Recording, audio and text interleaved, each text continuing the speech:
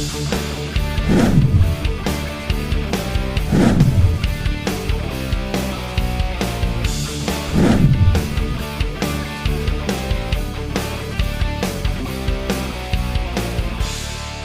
you very much. Good afternoon. Sure. Thank you for the opportunity once more to share together. Yeah, I'm going to do a commercial at the later stage. But before I do the commercial,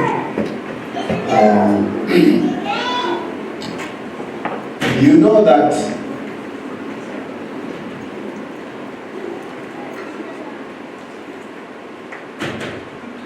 you know what they call systematic desensitization. Systematic desensitization. That is a disease or a syndrome that many Christians suffer from, including Adventists. Systematic desensitization. It simply means getting used to something you are not supposed to get used to. Now it's a therapy in psychology. If you have a phobia, a very strong phobia, say you have a phobia of lizards or snakes, you have that phobia, and they want to cure you of that phobia. They will use a program or a process which they call systematic desensitization. The lion also uses it for hunting. That's why he kills the prey. He's a psychologist. He is naturally, he has that instinct of systematic desensitization. What it actually means is that every human being or every creature can be trained or can be desensitized from something until you get used. This is also what the Canaanites used against the Israelites. So that the Israelites now started worshiping Baal. It was systematic desensitization. If you fear lizards, and I know you are afraid of lizards, but I want to get you to a point where you can play with the lizard. I will have to systematically desensitize you. How will I do it? I'll start by talking about lizards. And you say, hey, don't talk about those creatures. I'll say, no, but we're just talking about them. They are not here. I'll start talking about lizards. At one stage, I'll say, let's take a walk. And we'll take a walk, and we will see a lizard. You will jump and say, wait. The lizard is there. There's a good distance. Are you sure? No. Lizards don't come to people. They run away from people. So you want to jump? I hold you. I say, no, I'm here. Okay, fine. And then we walk away, we go, and then I say to you, but did it bite you? No, it didn't. The next time we see a lizard, you jump and say, no. Last time it didn't bite you, how did it bite you now? Let's go. So we approach the lizard. What does the lizard do? It runs. So I tell you, see, it's running away from you.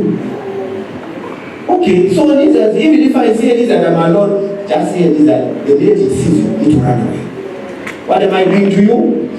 Desensitizing you from lizards. At a later stage, we are together, I want to run. Last time it ran away from us. What's your problem? I pick the lizard. Now you scream. You run, I say, I let you run. I don't even follow you. I'm just holding the lizard. You say, put that thing down. It will bite you. I'll play with it. Then I put it down, it goes. And then I join you and I say, did it bite me? No, it didn't. Check my hands. So it has not bite. They don't bite. The next time I pick the lizard, you want to jump, I say, where are you going? Last time you saw him, okay, you walk that side, I walk. We walk together. I have the what? The lizard. I'm desensitizing you. Tomorrow, I'll hold the lizard and I say, touch it. No, I can't. No, just touch it. And you touch it. Did it bite you? Okay. Sooner or later, you are playing with the lizard. I have desensitized. Christianity has a desensitizing effect. Do you know that? Very desensitizing. At first you used to come to church on time. Yeah? Because they told you to say, no, the church is the pool of Bethesda. The angel comes to steer the waters. You must be here on time. You miss the first blessing. Oh man, you come on time. Next time you come 10 minutes late. Just like that, finally you come for divine service. Later, you might only attend Bible study. You have been desensitized. Now, Adventism is very desensitized to afternoon programs. Do you know that? Yes. Very, very. I have attended hundreds of camp meetings. The church is together from morning up to divine service. After that, as the end. That is desensitization. It happens in our lives, it happens many times. You have to consciously remind yourself to be conscientious. Conscientious. What is conscientiousness? Conscientiousness is having a sense of duty where you perform without supervision. That's conscientiousness. Okay. This afternoon, we will start in V1. V1. My program is V1. We are starting in V1 this afternoon. What we have here is an aircraft. A video of an aircraft. On the side here, it says V1. Do your checklist and go beyond the top. Go beyond the top. Altitude 38,000, which is equivalent to 11 kilometers. And Solomon will say, whatever your hand finds to do, do it with all your might. Do it with all your might.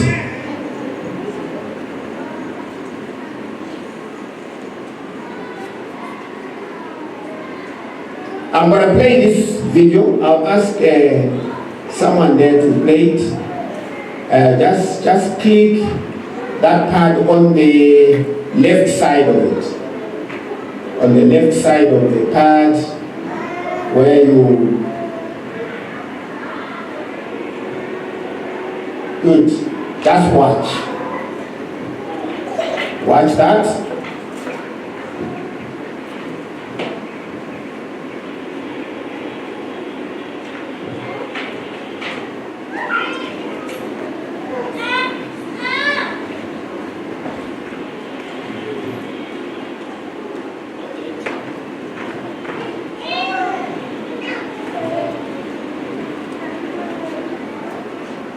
Right. You watched it. I want you to watch again. But this time, look for the words V1. And then check what the pilot does with the hand when it says V1. Can you play it again, please?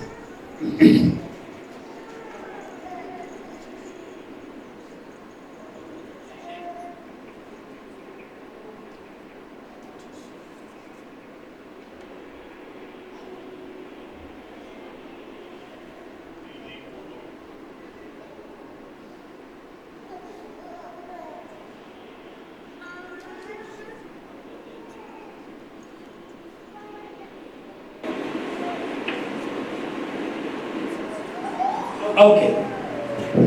You saw V1, is it? You saw what the pilot did, eh? What did he do? Huh? What did the pilot do?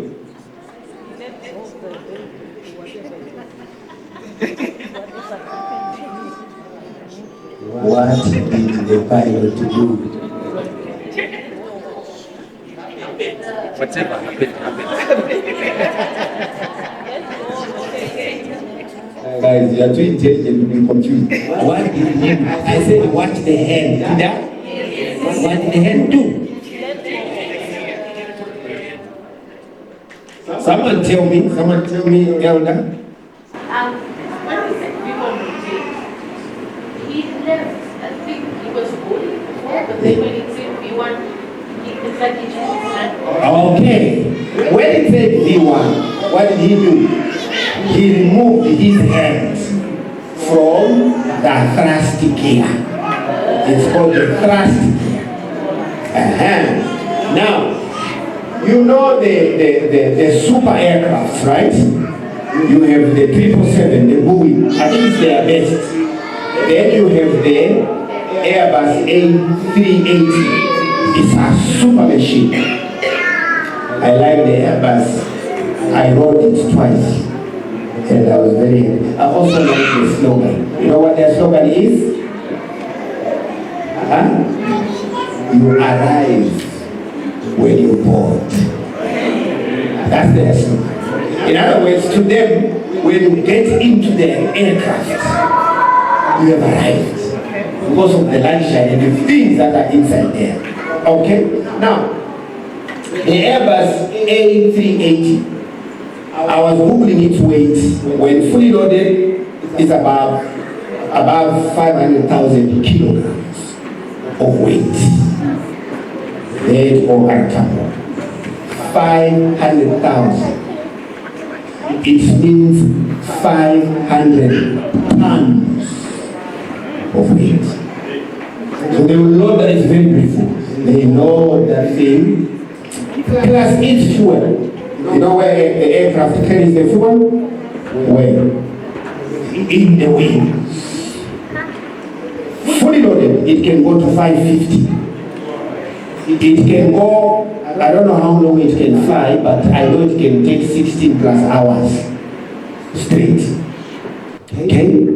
So they will load that thing, and then when you are boarding, you are going in, you don't board the Airbus via a bus. You know these little aircraft have to drive in the bus first. And then that's what you board from the gate itself. Because it's very high. Why do you board like that? Because its engines are so powerful that they can suck you in. One of the reasons they use those tunnels for you to board is that you are not sucked by the engine. Because I was reading in the US about 2 people. One air hostess was sucked. She got out before the engines were completely switched off. She moved in front because of the sucking power. You know how it works, right? So that thing, when you are boarding, they are doing what they call the checklist. They do the checklist. That one. Checklist, you can Google it. There are normally 2 in front. One will say tire pressure, checked. Fuel, checked. They go through the checklist. Literally. And that checklist is not like tire pressure checked, fuel checked. No. They say there is a legal pause. Tire pressure, checked. If they crash, the black box, they have to play that tape. If they hear tire pressure checked, they say pause. The reason is they don't want you to make a mistake of just answering without actually having checked. Why? Because that mistake can be very costly. So they do the checklist. When they've done the checklist, they reverse this thing. The big ones, it has to be pushed by that tractor. You know that tractor? that removes it out of the parking bay. They remove it, and then it goes, it joins the line to take off. And then they're waiting for clearance. When they're cleared, the captain will say, cabin crew, ready for takeoff. What do? They sit down, isn't it? Fasten their belts, and then the pilot grabs the thrust gear. That thing is so important. Push it in front. That machine fires. Sometimes when you listen to it, it will feel like it's in the sky, still on the ground. Then they let it go. It will cruise on the runway. You know, the Airbus even shows you the ground. If you check carefully these days, they show you the ground. They show you the ground, they'll show you the speed on the screen there. You know, and 200, 260 per hour, some 160, it's gone. But what the pilot waits for is for the computer to tell them V1.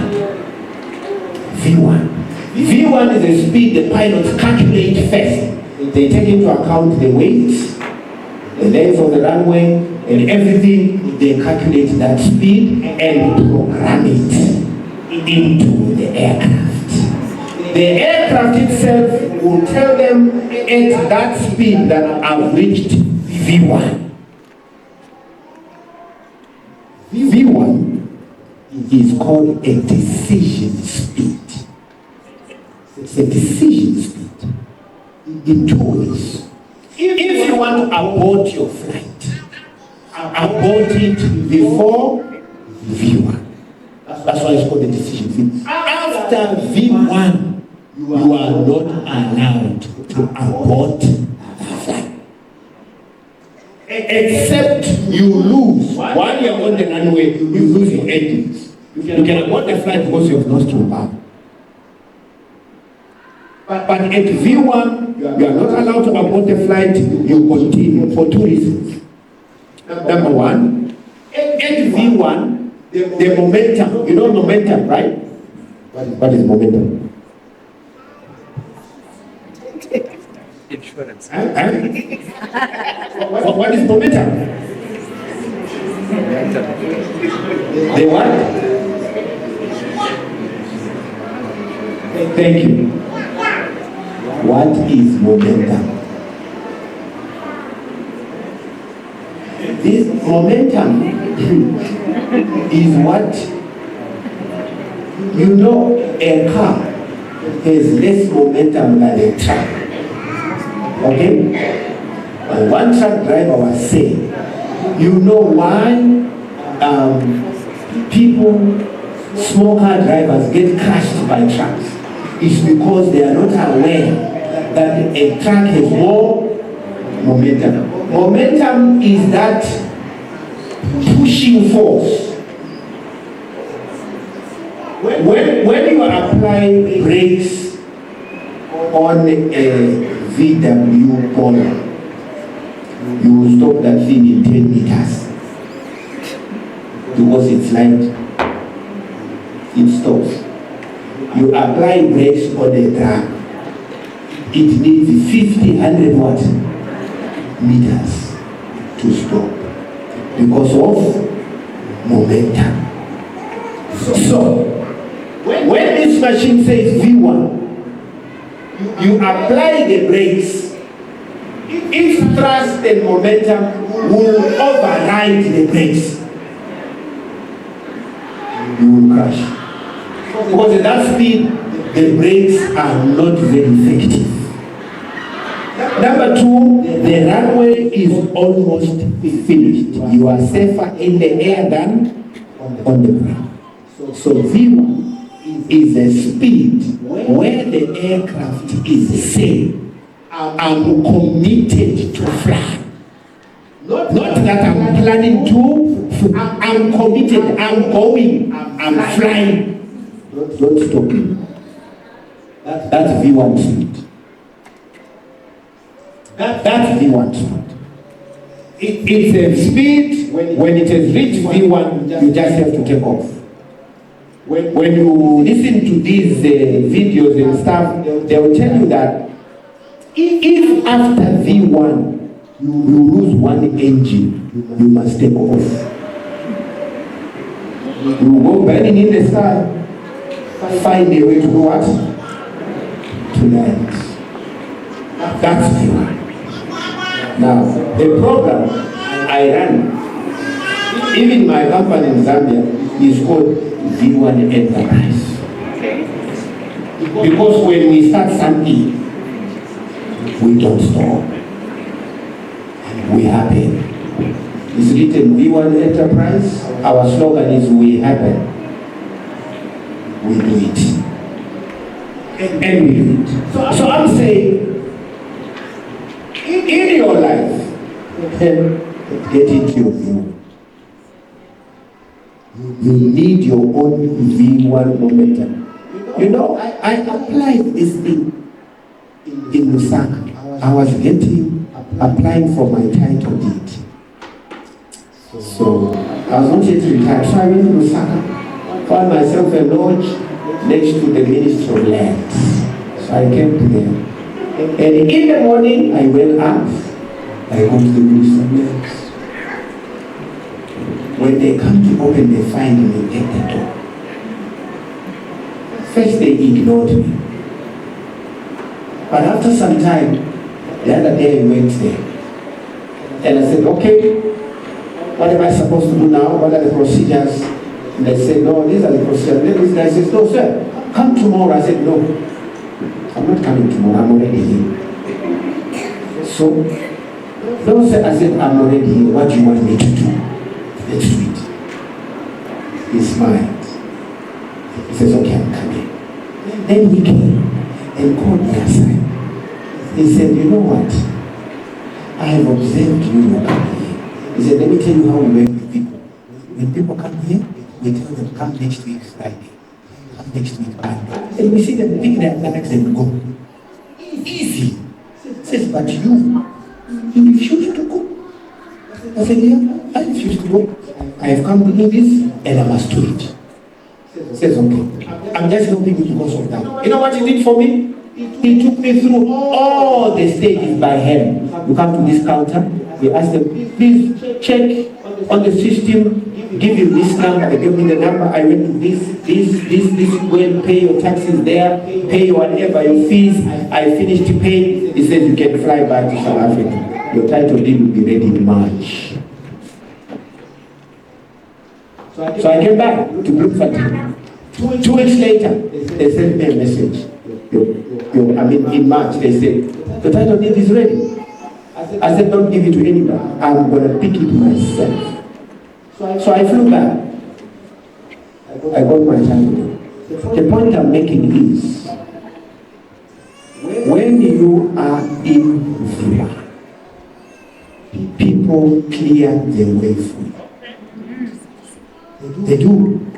Because of your momentum, your enthusiasm. We don't call it enthusiasm. We call it enthusiasm. Very contagious. Even if you are performing stupidity, if you are enthusiastic about your stupidity, you will have followers.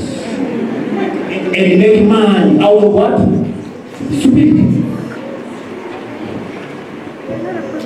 Mr. Bean, what are his movies? Stupidity, isn't it? Yeah. Bean does stupid things. But those stupid things will keep you for 2 hours. Watching him happening. Making what? Money. I've watched him so many times. There's that yellow car he drives. You know, there's a time he wants to park it and people, and he loves it with the park.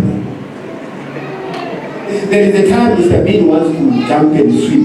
You know, that hesitation. There is a time he's in the park, he has a picnic with himself, and there is a bee that is trapping. We watch and laugh. Pure stupidity. But because he is in the V1 about it. one with momentum, enthusiasm in V1 will earn you something. So in practice, it's not just what you're doing, it's the way you do it. That's what matters. Decision. In my first book, Start Happening, I talk about two guys. I was very impressed with those two old guys, Americans. They were climbing Mount Everest. But when they got at their camps along the way, they camped before the peak. They were warned that a storm is coming. And they were told to go to their base camp, whatever that level was. So these two guys, they are talking. One says to the other, do you know that all my life I have dreamt of climbing this mountain? I can see the peak. I cannot go down. So the friend says, but we're going to die. He says, I don't care. But I must reach the peak. You must watch that documentary. Those two old guys hoisted themselves to the peak. They go to the peak, you know what they do? They stretch their hands, we've arrived, victory and whatever. The storm came. They were coming down. The two of them froze to death. But they arrived. They did.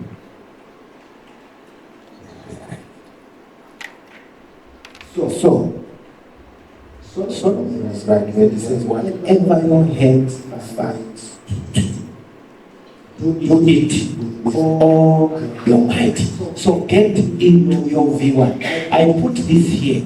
I was listening to a video clip where this pilot is explaining why do we fly so high? Why shouldn't you fly low?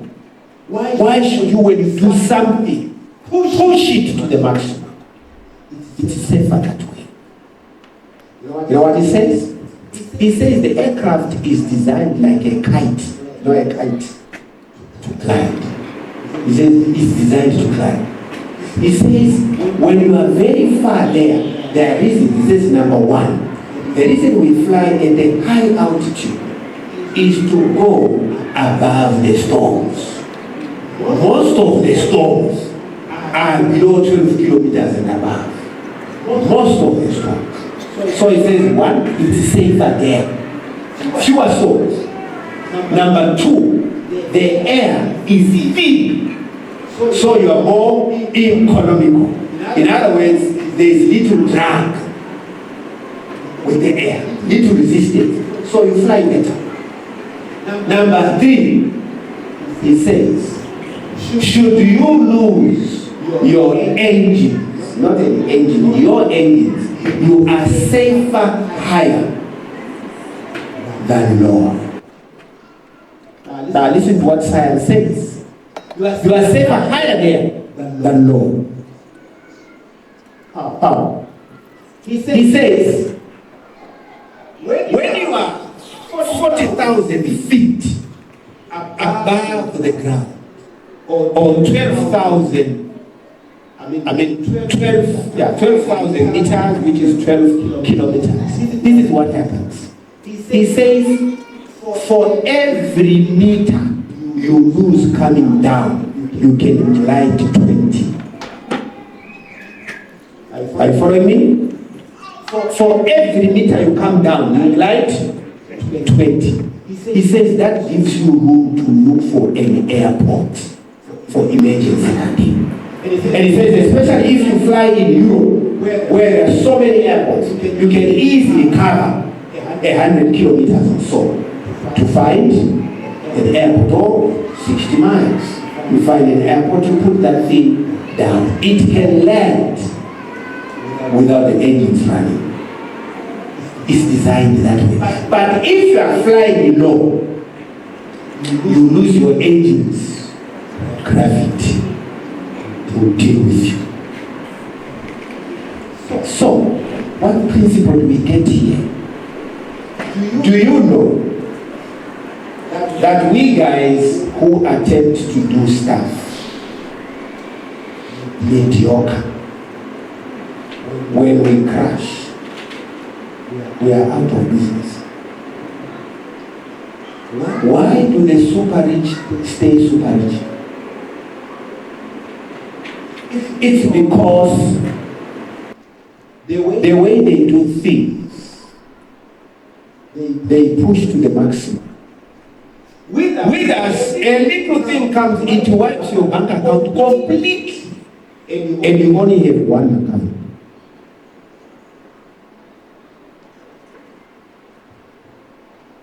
So what you find to do when you are doing it, push it to the what? To the limit. Even education, don't end with one degree. The first degree, they say, is just introduction to ignorance. That's the first degree. Purely introduction to ignorance. You cannot be a specialist with one degree. I'll tell you. How many degrees are there? 301? 60, isn't it? 360 degrees. You get one degree. How many are left? 359 degrees of total oblivion. You have no idea. Even if you get 3, you still have 357 degrees. That's why you do your best. Because God has given you the capacity. Do your best. Push it to the maximum. Do your best. So whatever you do it at V1, go beyond the top. The top is not enough. Go beyond it. Be an expert in what you do. Listen to me, be an expert in what you do. Not copy and what? Paste. Your talents are yours. Your capacities are yours. Be the best in that. If you are a player, if you play soccer, play it at V1. If you are an advocate, when you stand in front there, the judge has no choice to say that. I don't know how they rule my brother. I just say that. But it's the enthusiasm, the momentum that matters. Because the world is looking for people of conviction, not acquisition.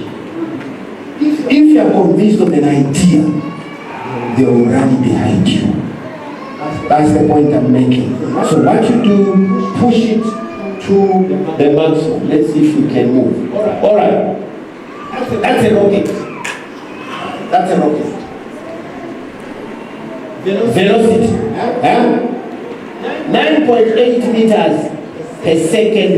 That is the speed of gravity. Per second simply means when something is falling, it increases what? Its speed keeps increasing down. That's why when a plane crashes, it breaks to pieces. Because of that. Now, for them to launch this thing, they must launch it at a speed faster than gravity.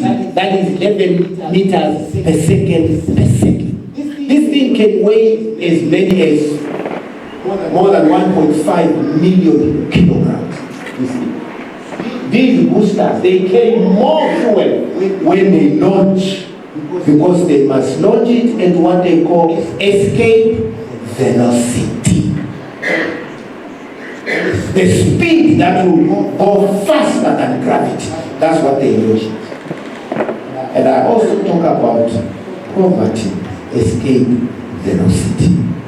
One of the reasons African countries are caught in poverty is because our programs, our restructuring programs are launched below the speed of poverty.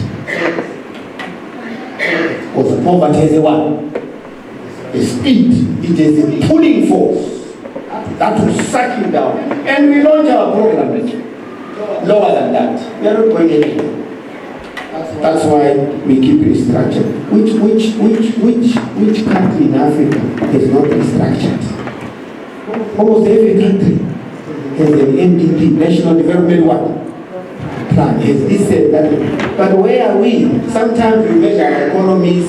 We are going to grow this year by 3% or whatever they call it. But they know we've reduced it to -1, and it's here. The way we launch, the momentum, the speed at which we go. So, can we play that? Can someone play that for me? I want you to see this clip. This is a rocket being launched. Escape velocity. We are here. No. Just press that, yeah. On the left. That part, the part.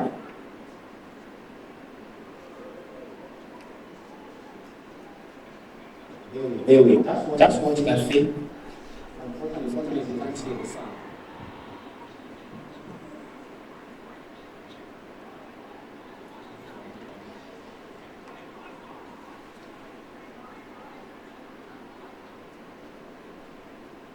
My favorite books of Ellen G. White is The Ministry of Healing.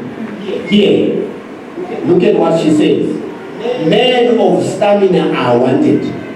Men who not wait to have their way smooth and every obstacle removed. Men who inspire with fresh zeal the flagging efforts of dispirited workers. Men whose hearts are warm with Christian love and whose hands are strong to do their master's work. I'm interested in that part. Men of stamina. Men who not wait to have their way smooth and every obstacle removed. That is the principle of V1. Escape velocity. When you do something, do it with force. I want you to look at the foreign statement. Listen to that. Christian life is more than many take it to be. It does not consist wholly in gentleness, patience, meekness, and kindliness. These graces are essential, but there is need also of courage, force, energy, and perseverance. I like that. There is need for what? Force. Now, most of us think Christianity is about being very humble. No, it's not like that. You know, I was canvassing in one country. You see my briefcase there? I grew up on that thing. I was canvassing in this country. So I went to an army barracks. And I wanted to go and canvass in the army. I already had permission from inside, but this soldier at the foot gate refused me to go in with his AK-47. So he's standing there, I'm standing this side, and we are persuading each other, says, "You're not passing." Now I knew that there's nothing I can do with that equipment there. I just have to preserve my life, but I was very determined to go inside. I said to him, "You know what? I'm going to use the motor gate." Now, the motor gate, no pedestrian is allowed. So the motor gate was about 200 meters or so. The other side. He's here. He said, "No, you can't. They will not allow you there." I said, "I'm going." So I picked my briefcase and walked. I left him with a gun here. And guess what I said? He says, "Me, I can shoot someone. I knew he can't shoot me because I'm outside the fence. Why would he shoot me?" So I walked. By the grace of God, when I got to the gate, the moment I got there, God controls opportunities. He does. I got at the gate, a car comes, And it's a car driven by a major. The very first guy I saw when I was asking for permission. And he says, what are you doing here? You, let me in. He drives off. Those guys don't say, please let him in. Just says, let him. I want to did my business, but I'm going out. Now I'm going to pass there. That's all. So he saw me coming now from inside. You got in? I said, I did. So he's standing there and passed me. I continued. You know why I did that? I had read that. Force.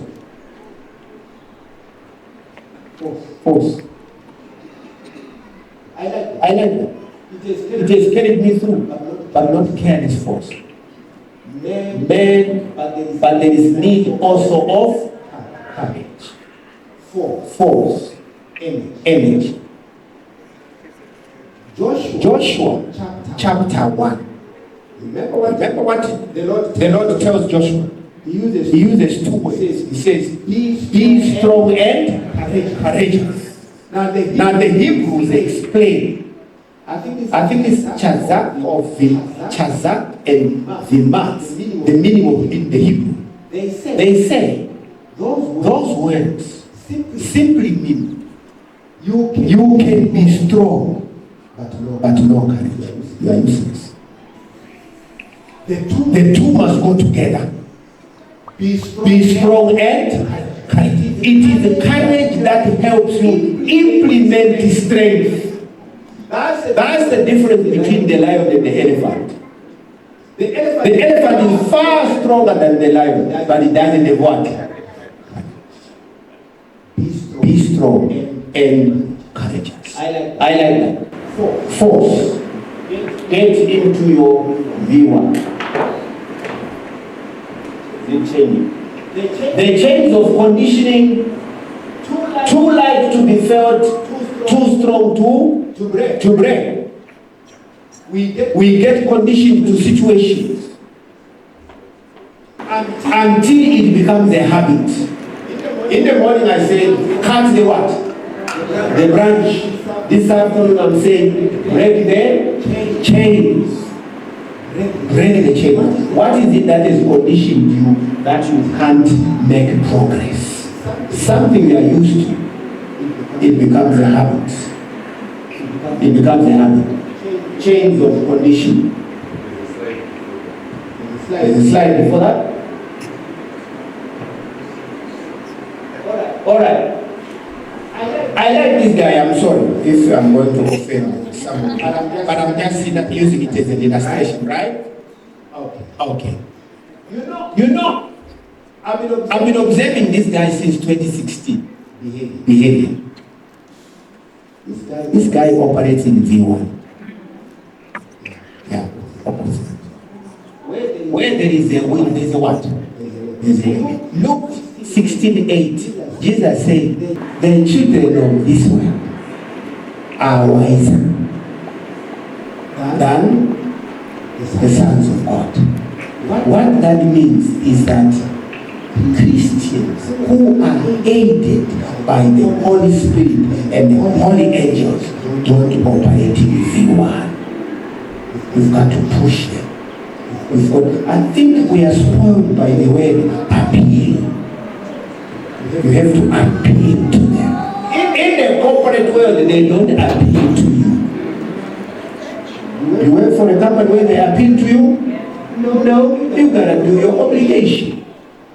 They hire and what? And fire. In the world. Do they achieve their goals? Yes, they do. They do. Because you have to do it. It must be done. You must be disciplined. It must be done. So, this is the time he left the White House. That's the last time he flew. He's coming out of the Air Force One for the last time, 2020 January. He's going back to Mar-a-Lago. But before he parted with his people, he said to them, we are coming back. And you know, I watched the news and CNN laughed and tried to analyze to say he's not going to go anywhere. Just listen to the story. It's an illustration. Elder, I'm not teaching Trump. But I'm saying here are characters that operate in viewer to pursue their objectives, their goals. He leaves the White House. He goes. And by the way, the other thing that I know he is divorced so many times, I don't know how many, but he's ever seen with Melania. With Melania. The wife. Guys, the wife is an asset. If you think you are married to a liability, you are mistaken. And if you are not yet married, find yourself an asset. You will do better. Far better. Remember in the morning I said, the creation of the woman comes out of the first negative statement. It's not good. So if God says it's not good, can you make it good? No, you can't. If God saw it's not good, how can a man say it's good? How? So if you are not married, find a wife. There's Donald Trump. He leaves the White House, he goes. August 24, 2023, there's this booking number. Historic Trump mugshot released after arrest in Atlanta, Georgia. Arrested. That's August 24, they took him that picture. But this guy, when they asked him to say, but you can't, you are a fellow.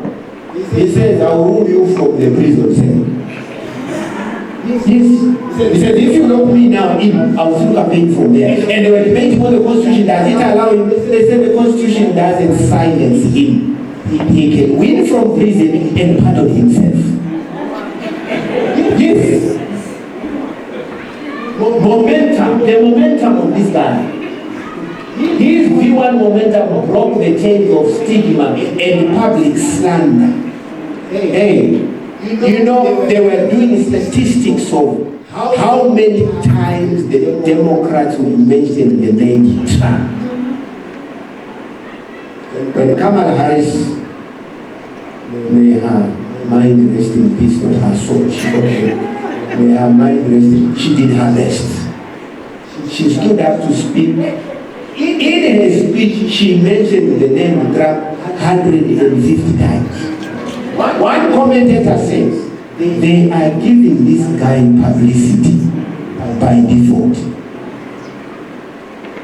From 2016, when he went into power first, up to 21, up to today, there is no news item where the name of Trump will not be there. One analyst said to the CNN guy, says, do you know that Trump is your main newsmaker? If there wasn't Trump, he says, this company of yours will be in the toilet. I was listening to him. In the toilet. Because this guy is a newsmaker. But there he is, arrested. And then, July 13, 2024, an attempted what? Assassination. Attempted assassination. And he's lifting a fist there where he's saying, fight. That's not enough. Follow careful. He went back to Butler, where he was almost killed. Went back to Butler. Who goes with him? The Lord Master. Elon Musk jumps on the stage as Republican presidential nominee. Former President Trump speaks at a campaign rally Saturday in Butler. When you are in V1, even the richest man jumps for you. That guy is 404.6 billion worth the richest man in the world, but is jumping for Trump. Does he want money from him? No. Of course, maybe a few privileges. But the point is, he cannot understand the momentum of this guy.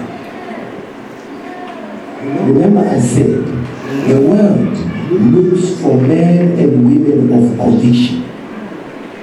It is because of his conviction that guy is jumping up.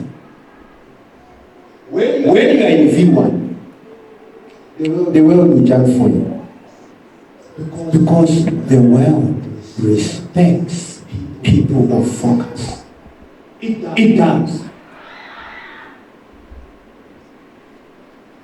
It's bad. When they had the debate in June, was it in June, eh? The presidential debate, he lost his temper. He lost his temper. And he says, you are a felon, you are a sucker, you are what. I enjoyed that debate. But they are politicians.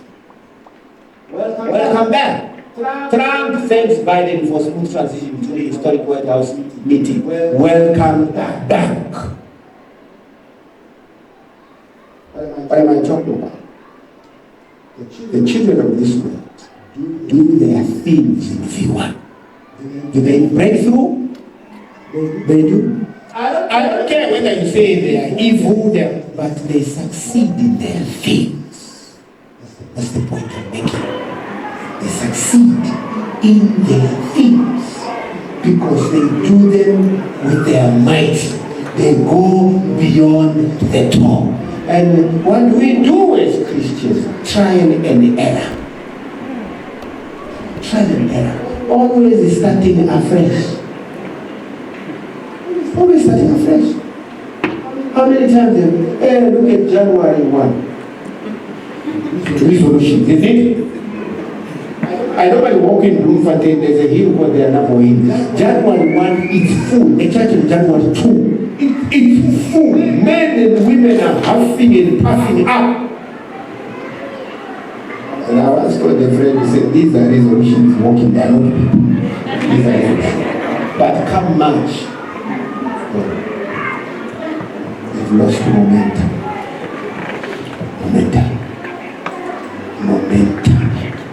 Momentum works. V1 mindset works. It worked for Esther. Remember Esther? 4:16. If I perish, I what? I perish. Not invited. Mordecai says, remember, you might have come to that position for such a time. And Esther goes with a mindset that says it's do or die. The rest is history. That's a V1 mindset. When they come to the Red Sea, and they complain, oh, you took us out of Egypt where the graves and whatever. What did the Lord say to Moses? He says, Moses, tell the children of Israel to do what? To go forward. Go forward.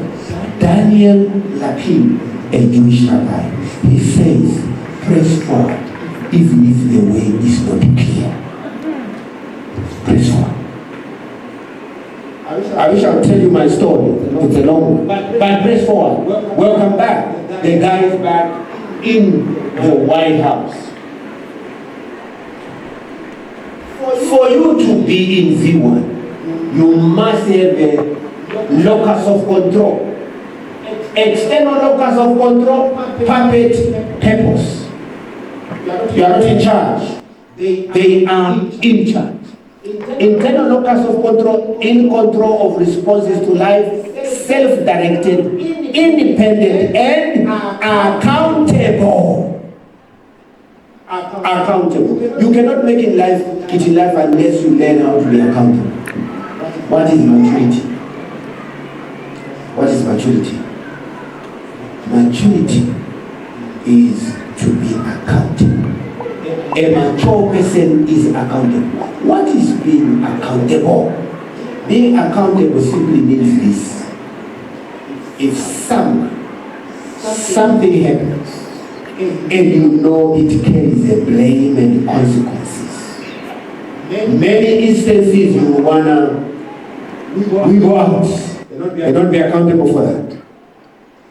But a mature person, an accountable person, will say, it's me, I did it.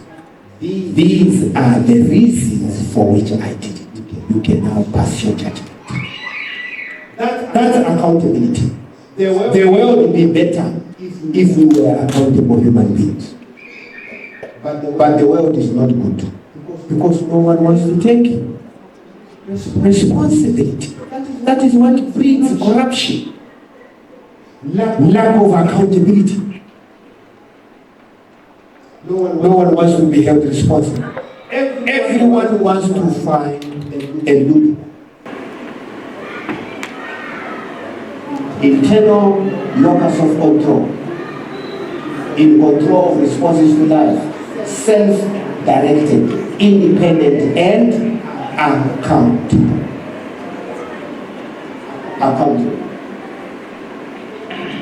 God has given you assets.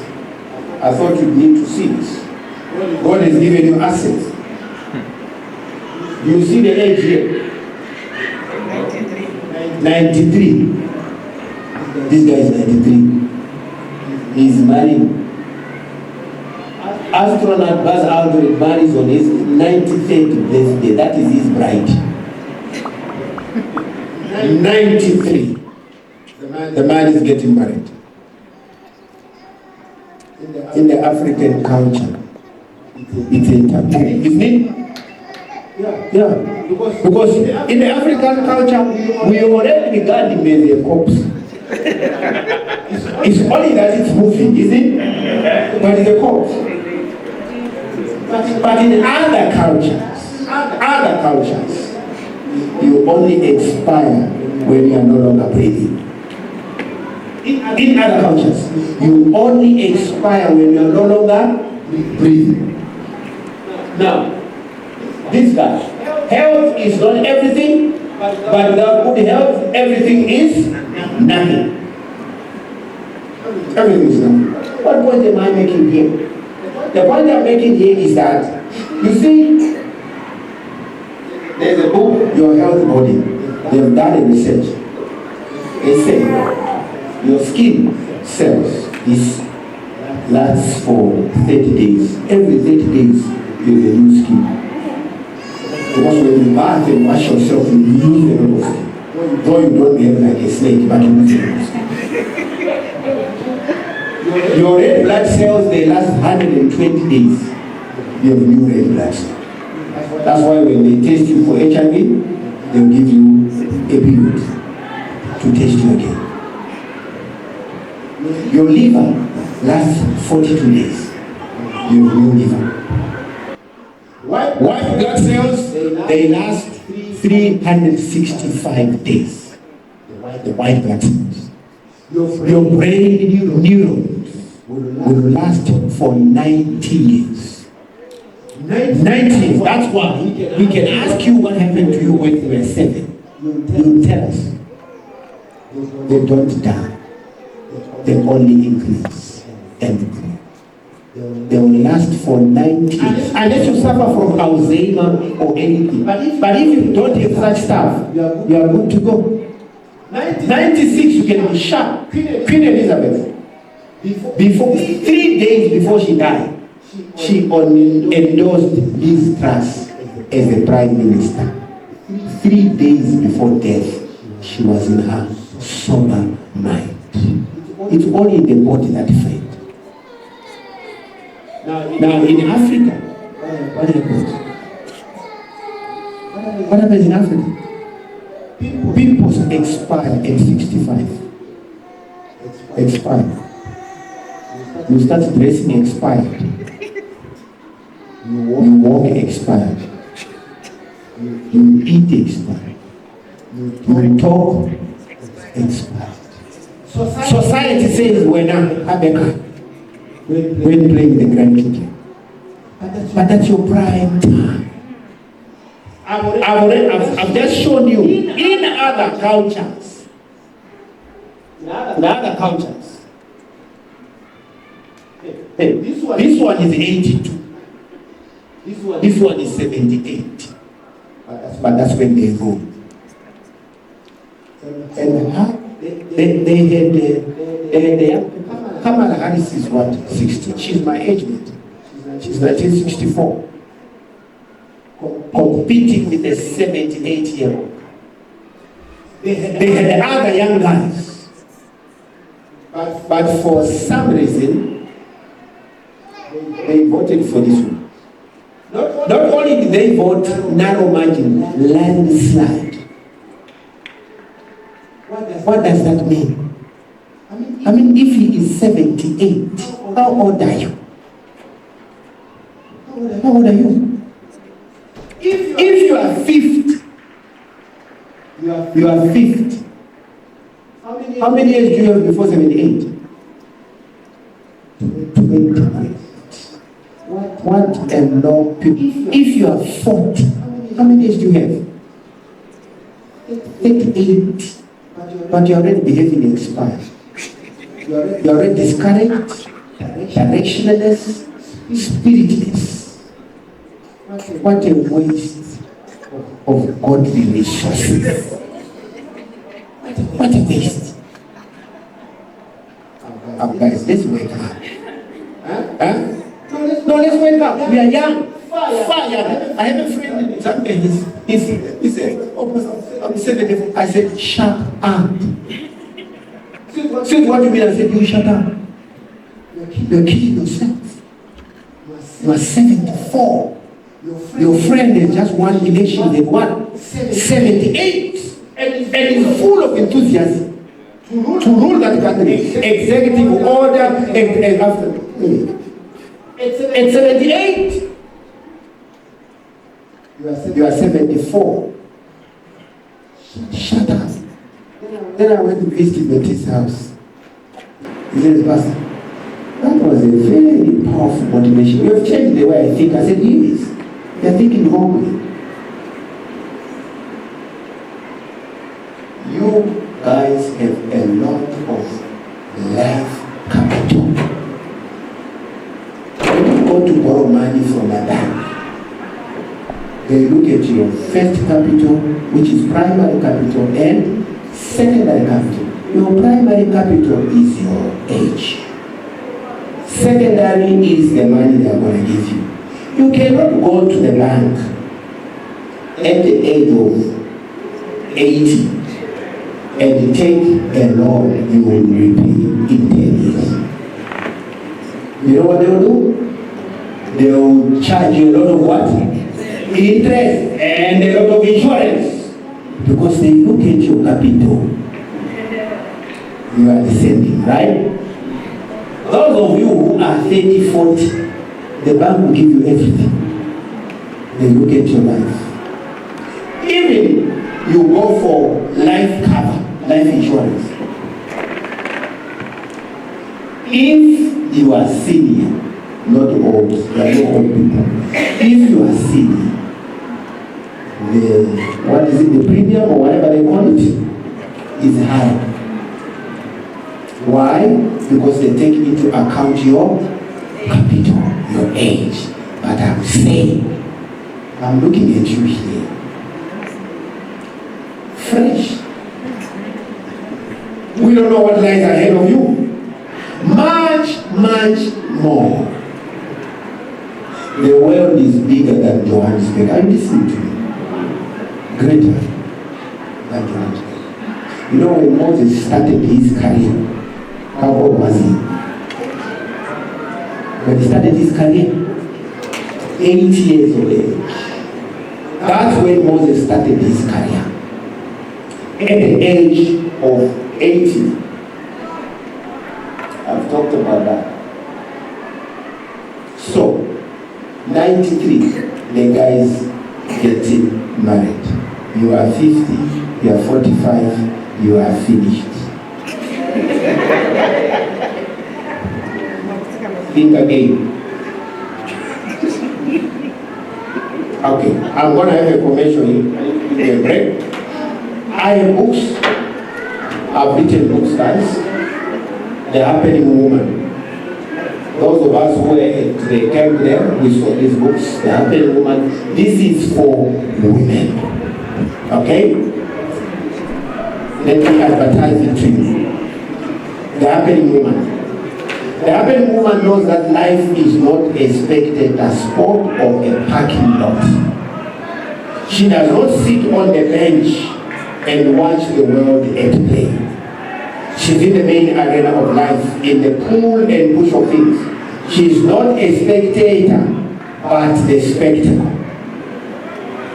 From her genesis, she's genetically engineered and wired to happen. She's aware that she is more than what she was, but less than what she wants to be. She does not passively allow things to happen to her, but goes out to happen to things. Her locus of control is not external, but internal. She knows that the biggest room in the world is the room for improvement. She is an asset that happens and it keeps happening. She's the happening woman. This book serves as a global positioning system for the happening woman to navigate the maze of life. It is also a creation positioning system for her to affirm her position and the point of leverage in creation. It is the aim of this book to ensure that a woman's actions should determine what she becomes and not the external actions of other individuals. Life is about happening. You happen, it happens. You don't happen, it doesn't happen. The magic is in the action. Launch from your circumstances. Engage, discover, and happen. For the ladies, I have some stock there. Get a copy. If it was not Sabbath, I will tell you it's only 200 grams. Only 200. Buy for your friends. We are in February, isn't it? One of the best Valentine gifts. It actually has the red cover. So buy for your friend, it will transform their lives. Where is Marilyn? Is she here? There she is. She doesn't know me, but she told me yesterday where I stayed. She says to me, I know you. I said, you don't know me. I've never seen you. She said, I know you because I've beaten you. So invest. This book is selling. It is being bought in bulk. It is bought wherever I speak. It is bought where I'm not speaking. Those that have clubs. Last year, a lady bought 600. She has a club of young ladies. She says, I want it. One of the chapters we enjoy in this book is the happening woman and her first husband. This book says one man is not enough. You need two. If you're a woman, don't marry one, marry two. The first one you propose, the second one they will propose you. The happening woman and the first husband. What will the first husband do? There's no divorce with the first husband. The first husband will make sure there's food on the table, clothing on the body, a house and everything. No divorce. Once you say, I do, he keeps doing. Then it can go for the trouser. Because at a certain point, the trouser stops what? It stops doing. Other issues. So, there's another chapter here, the happening woman and the invoice. That is on the promotion. Okay, for the man, the happening man. The happening man. I enjoy this. In the race of life, there are two white lines. The starting line on which you set your marks and the finishing line. Life happens between these lines. The entry line and the exit. At birth, we are thrust across the first line and the race begins. We become part of the human race. Take note that the word race in a race on a racing track is the same as the word race in terms of species in the human race. Humans by nature must race or happen. We are happening species, a racing species. We run in our unique way, at our pace, on different courses. We run at different times, but we run. It is not about speed, but direction. The race is not about competing with others. It is a race of becoming that which God intended us to be. We race against our own potential. We exert ourselves to reach the excellence inbuilt in the image bestowed by the Creator. You may not run at a supersonic speed, but any speed in the right direction will do. You cannot not happen. We cannot choose not to run without a formula. To do so is to become nothing and acquire nothing. In this book, you meet the 7 essentials of man. Life is about happening. It is either you are happening or things are happening to you. When you happen, you are in charge and in control. Reading this book puts you in charge and in control. Be the happening man. Your hour has come. Beautiful book. Okay.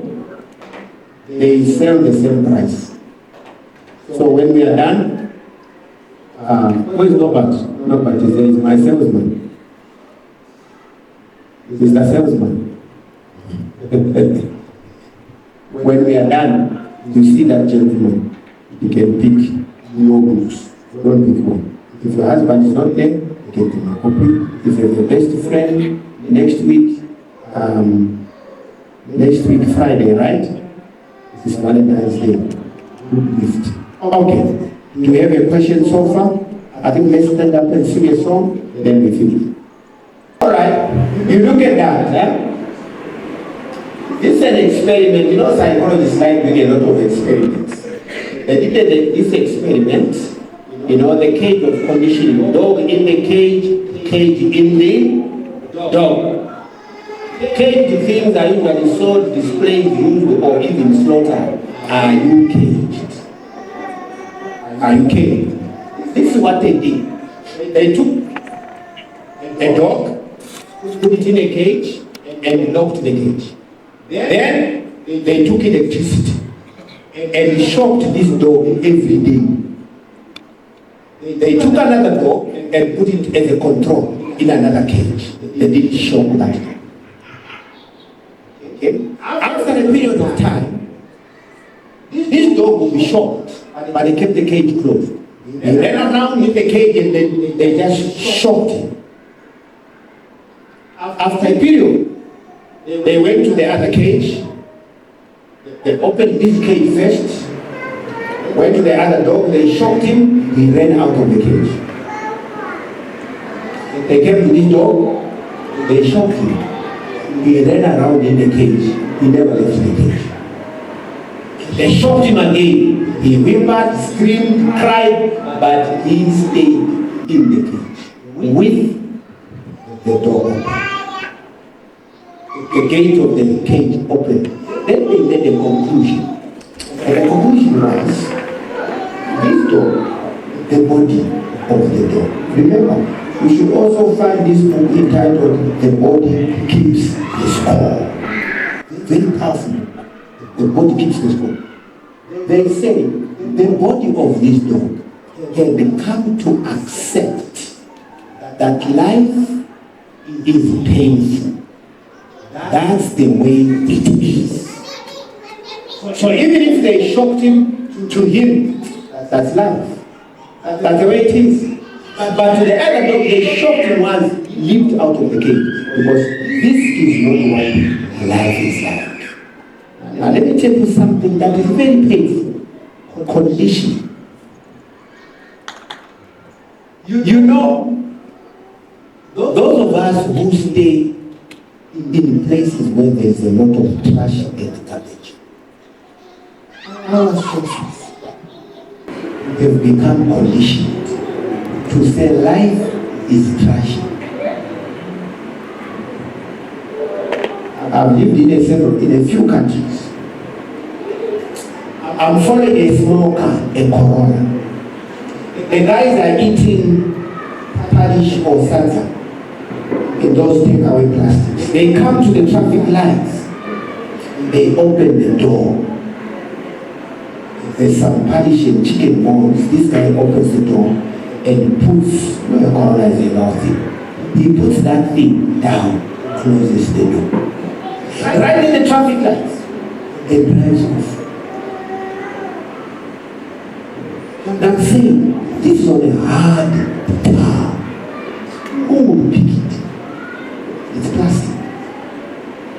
I'm following another car. This other car in another country.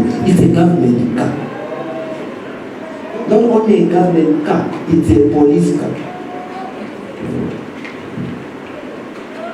The guys are eating in the car, policemen. They open the window. They take trash. In the middle, 3 lane. One. Police. I said to myself, government is trashy. Why? Condition. Because you look around, it's what? Trash. First of all, we live in trash. At a later stage, where does the trash go? Into us. We are in trash. Later, the trash is in us. We can't make the difference between the two. That is the power and the danger of condition. Why do women die in abusive relationships? Conditioning. If he gives you, he beats you from Sunday to Thursday, but every Friday he gives you flowers, you will cry for the first few months. But you know what the conditioning will do?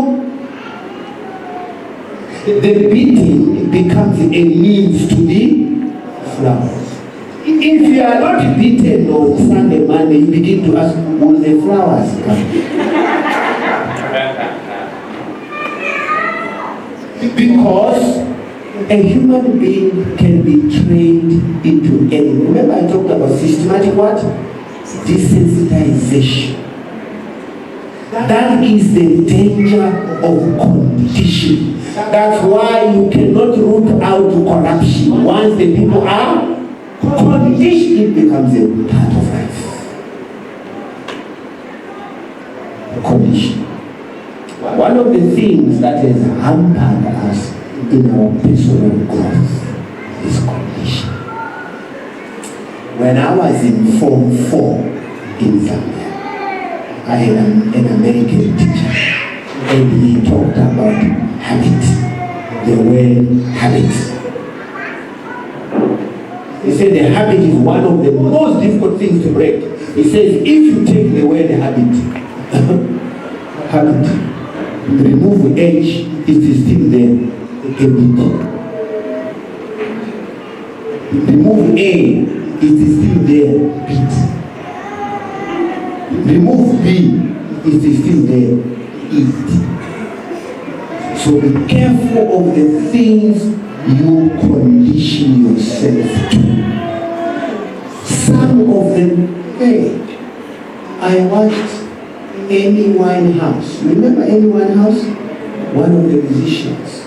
I watched a documentary, SABC 2. She had gone to drugs. They showed her walking in bandages, bloodied bandages. And the doctor said she injects, because she had become so tolerant, she had to inject herself in between where she can reach her veins and arteries faster. But the most pathetic and sad statement that was made was the fact that the doctor said there is nothing more we can do for her. Nothing. The tolerance or the intolerance or whatever you call it of the drugs had gone too far, beyond the repair condition. Certain things that have conditioned us to the point that we can't move. We talked about that. I want to talk about what we call new significance. New significance. I liked it when I heard it, or when I attended this seminar on this thing. New significance. What is new significance? What about the antecedents? In life, you can either be wanted or needed. That's life. When you are wanted, you know what that means? You are wanted to be removed. Once you say in Advent that says, what? They don't want you because they need you. They want you because they want to eliminate you. In other words, when you are wanted, you will be apprehended and removed from society. I don't know why they put it wanted, dead or alive, wanted. But they hate you with a passion, but they want you. To knock you away. And how do they do it? What is the most precious commodity you have? Time. They deduct time from your life. They'll take 15, 20 years. You are wanted. Life is about making yourself needed. You do that by becoming significant with your contribution to your family and society. Then you are needed. You are needed. How are you needed? Becoming what? Significant. That's why I want to talk about new significance. I have an organization in Zambia which we created. It's called the V1 Business Group. We had a convention for men last year, and it was V1 Men's Conference, New Significance. We have one 20th April. It's called Developing Women of Excellence. Arise to your significance. Arise to your significance. You are money people here, you can fly. Arise to needed or wanted. How do you become needed? You become needed when you contribute to family and society. The five buckets. Stephen Bartlett talks about the five buckets to help you become significant. He says you must fill these buckets in that particular order. The first one is what? Knowledge. Second, skill. Third, network. Resources, reputation. You fill those buckets in that order. What does the Bible say here? My people perish because of what? Lack of knowledge. I like documentaries. I was watching Shimon Peres. Who remembers Shimon Peres? Yes. Former Israeli Prime Minister. He died maybe 2 years ago, 3 years ago. Shimon Peres. You must watch. It's on Netflix. You can watch that. Very interesting. That guy says with Ben Gurion, when they were establishing the state of Israel and were looking for nuclear power, he says Ben Gurion told me to do everything, to lie, to cheat, to do anything I can do to get what I want. And he did exactly that. He went to France. They wanted nuclear formula for the French to build something there. And Shimon Peres says, the Prime Minister, I found him in Parliament, and there was a vote of no confidence going on. And I knew that he might come out no longer Prime Minister and he won't sign. So he says he came out, and indeed he was no longer Prime Minister. He says we met in the office, And he says, look man, I can't sign for you. I'm no longer Prime Minister. He says, I told him. He said, what's your problem? Let's backdate. Let's backdate the document. You signed 2 days before. And he signed. And they got what they wanted. And then he said, we Israelis, we sat down and took stock of what we have. We said we don't have land. Yes. We don't have minerals. We don't have this and that. And he says, we positioned ourselves. Where? That's where they position themselves. I like them. They're very powerful. I've gone to their place. These guys. I follow what they do. They have built the Iron Dome. Have you ever heard about it? Israel has a roof. Anti-missile roof. The other countries have fired missiles there. There was giving a report the other time that one country fired and they downed 99% of the missiles. The Iron Dome. They went to Iran last year. They told the Iranians. First they said they went to kill Haniyeh, Ismail Haniyeh, the second in command for Hamas. I hope there's no Hamas here. You might take me out. So Haniyeh went to Iran to visit Khamenei. So what do? To show Iran that they can strike where they want to strike. They went and killed Khamenei in Israel. That infuriated the Iranians to say you've insulted us, to kill our guests. Just to show them that their protection is not enough. And what did they do last year?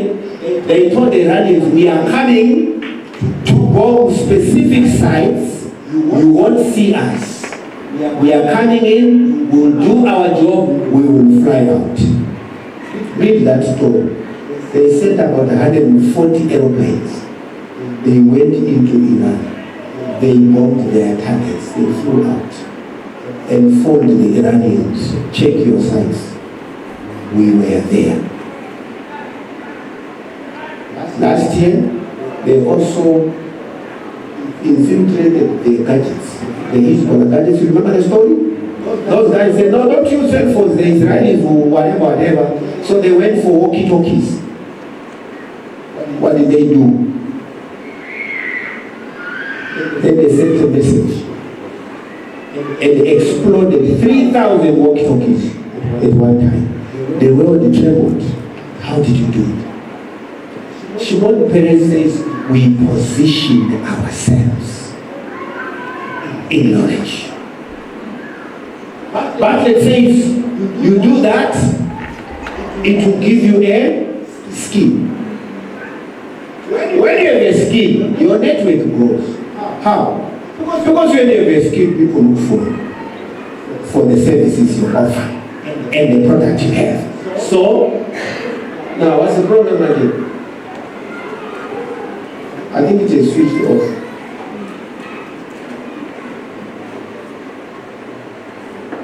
Can you push that HDMI?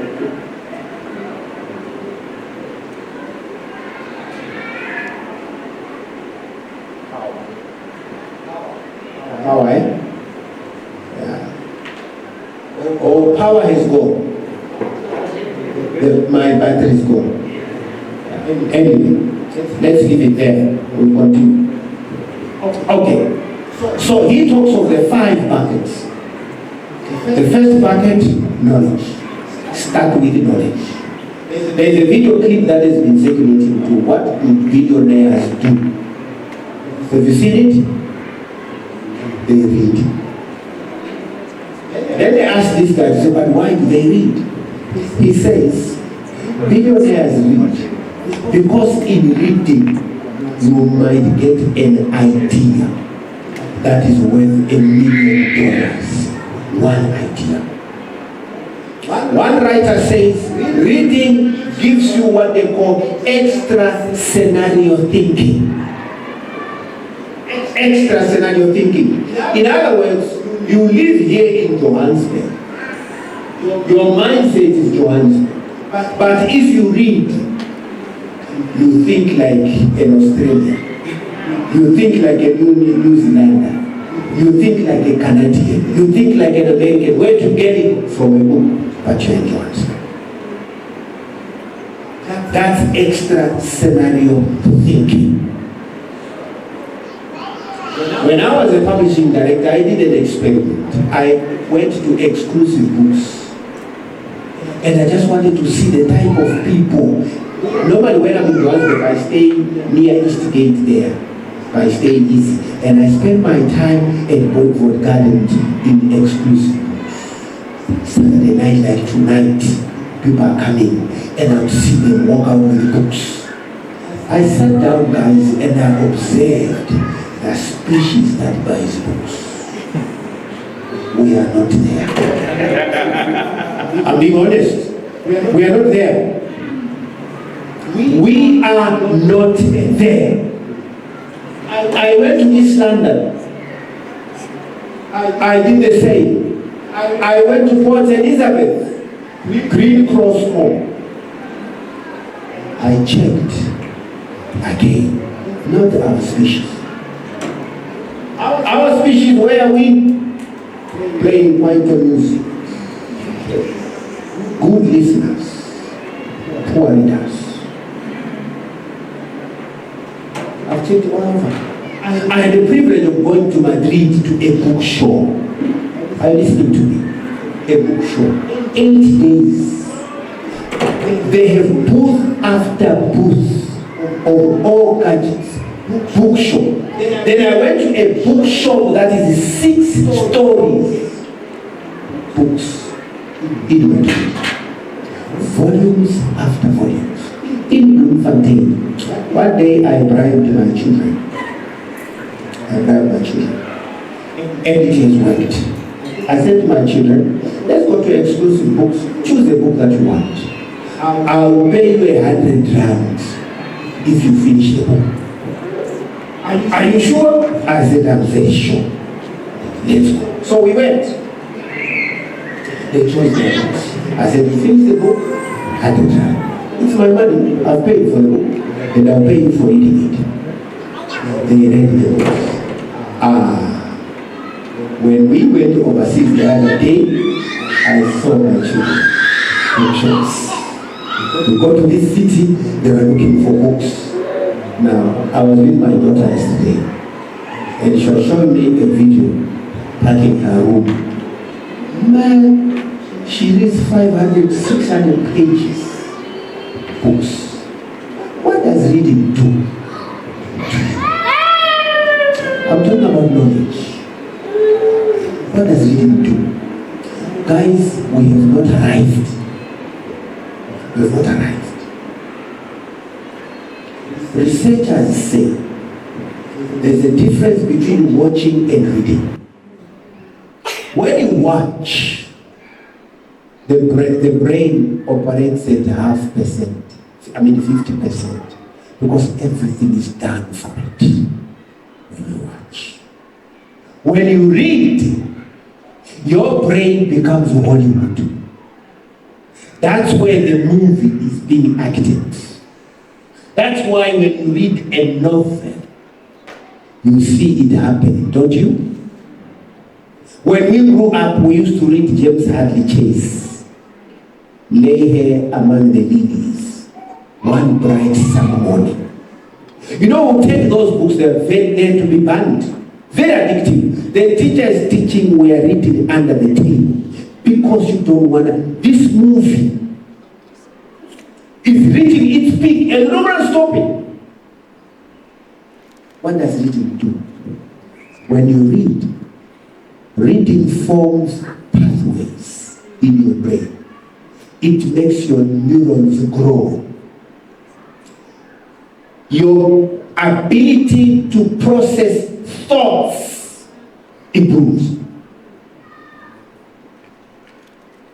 During the time of maps in London, they did a research. They found that the taxi drivers part of the brain for maps was bigger to navigate London. When you read, you think faster. You are a 5G, not a 3G, where you keep buffering. You know when the computer is buffering, yeah? I don't know how many G's, but you are this click, click, click, click, click, click, click, click. That's why when you sit talking in a meeting with the readers, they are faster. Faster, like this. I once attended the meeting when I was publishing director. I was attending meetings with these British guys. Man, I was slow. The guys are here, next item, here, next item. I'm still thinking, Mr. Chairman, can we revisit the past item? I'm slow. What am I talking about? Your brain is a workshop. It requires tools. It's a workshop. You require tools. If you're a workshop, what are the tools of the brain? It's words. You cannot think a thought whose vocabulary you don't have. No, you can't. That's why we can't write science books. What is an atom in short? What is it? What's a molecule? What's a molecule? And I hear people cry, we need to write vernacular books. Our children should learn science. Do you have the vocabulary? You got nothing. Because your workshops are what? Empty. Reading. I was in New York the other day. I'm not bragging. I like New York. Very beautiful city. In fact, when I go to New York, I've gone several times. I tell myself, I don't need to go to Beijing. For what? Because all the Chinese are flocking to New York. Why do I go to Australia to do it? Because Australians are flocking to where? To New York. I was in New York. Grand Royal Park Hotel. In the morning, whenever I'm in the country, I watch the news because it gives me the tempo of the country. Where is it? Where is the country? And then a program comes and they're saying, if you want to sharpen, improve the brain capacity of your children, reduce the hours of television and increase the reading hours. Now that's New York, guys, where you find Wi-Fi in the street. You go to Times Square, there's Wi-Fi in the street, free Wi-Fi. Now the New Yorkers, the guys who invented the television, they know what it can do. They are saying, reduce those hours, increase what? Reading. Because to develop the brain faster, reading. And then they say, vocabulary. They come to vocabulary. They say, they look at the common words. The word the is number one, most frequent. Okay? Then they go to the words. They will say this, which word did they use there? Was it vibrant or whatever? They say you only come across it after you've read 5,000 words. That's when you come across this word. In writing. Now you have only read 1,000 words. Where are you? We have not arrived. Remember I talked about the brain neurons, right? 90 years. You have them. But what are you uploading? What are you uploading? Politics. One of the big things in Africa, why we can't develop. All of us discuss politics. Where I come from, you go to a restaurant, they are eating at lunch, they are talking about politics. You are in a bus, it's politics. The dialogue is on what? Politics. No dialogue on business, no dialogue on science, no dialogue on nothing, except because the workshops are full of political vocabulary. Meanwhile, the guys, our friends are on DeepSeek. You've heard of DeepSeek, right? They are advanced. Gone. And you know these days, an app can delete your business. You know that? In Zambia, they use Yango. It's called Yango. It's like Uber. So I get into a Yango. Exactly like Uber. So I'm standing there. This Uber guy comes. I said to him, what is Yango? He says, Yango is an app. I said, not the car. He says, no. The car uses Yango. The car uses what?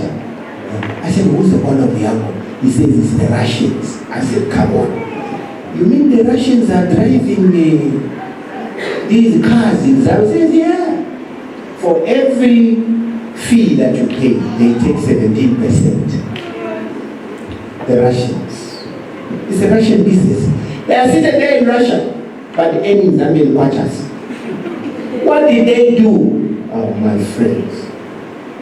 All they did was to develop a what? That's all. Deep thinking.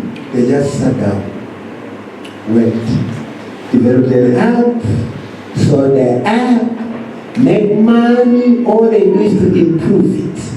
And that app you can actually rate the driver, just like Uber. Huh? Yeah. Who owns Uber? Who developed Uber? Are they South African? Are they making money? Will you ever see their faces? No. You won't. You won't. Knowledge. Seek knowledge. That's what Proverbs says. My people perish because of lack of knowledge. I hear people, I listen to Christian politics and criticism.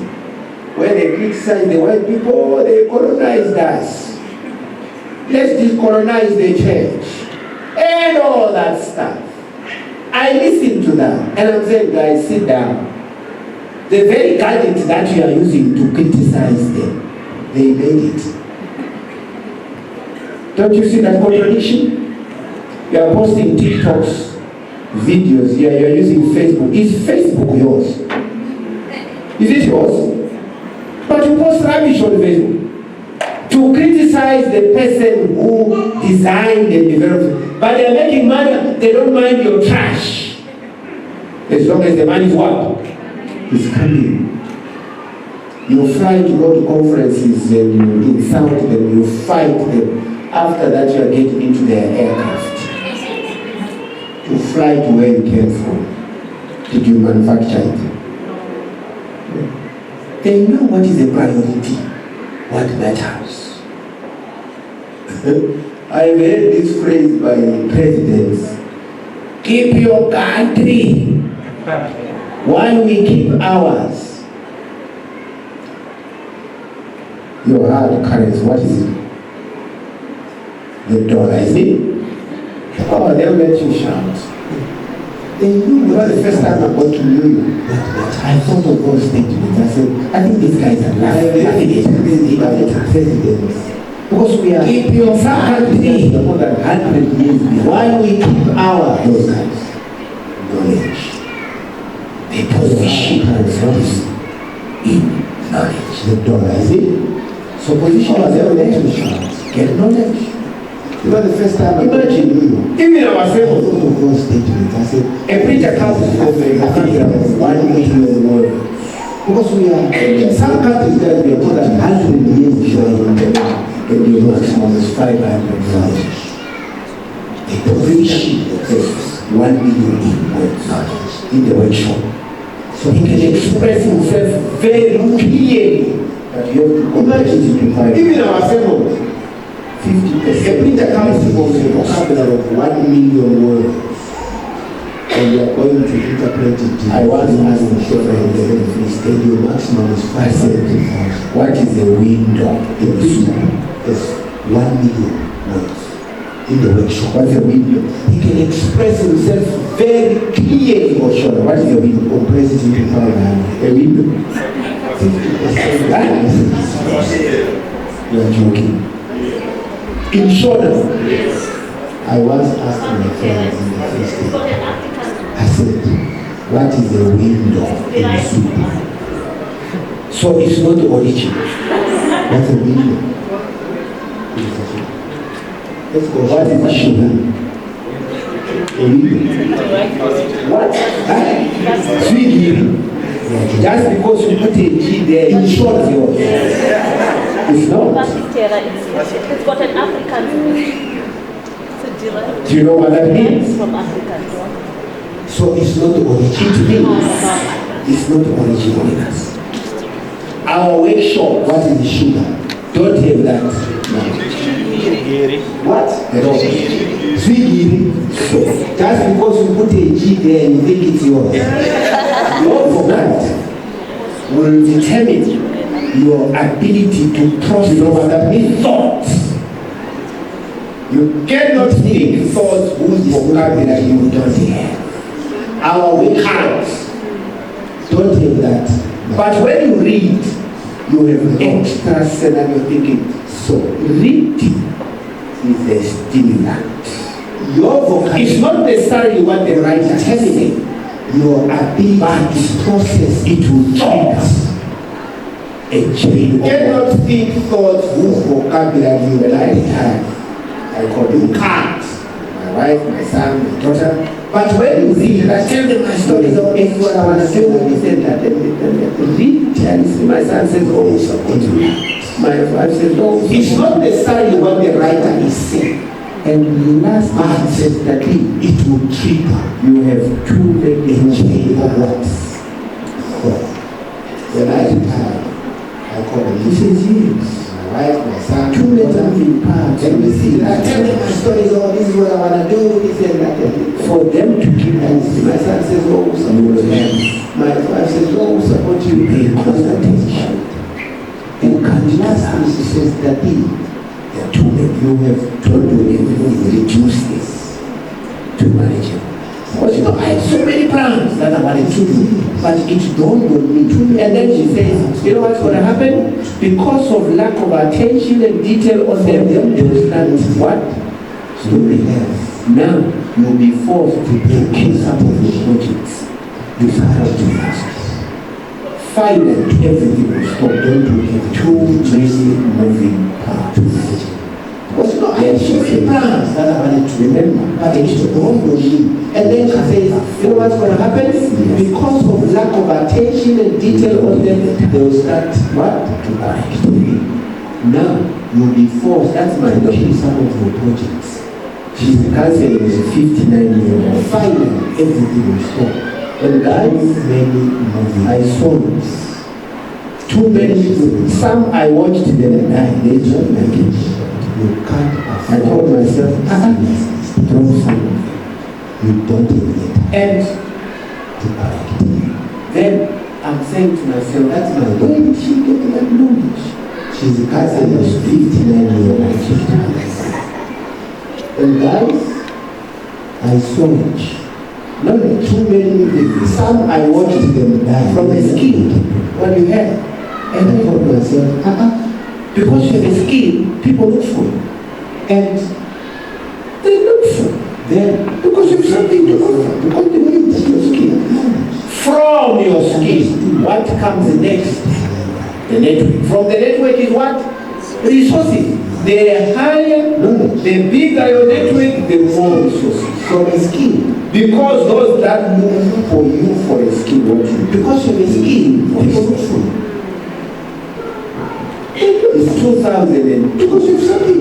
A friend of mine told me, he says, Mweemba, from your skin, what comes next is the network. From the network is what? Resources.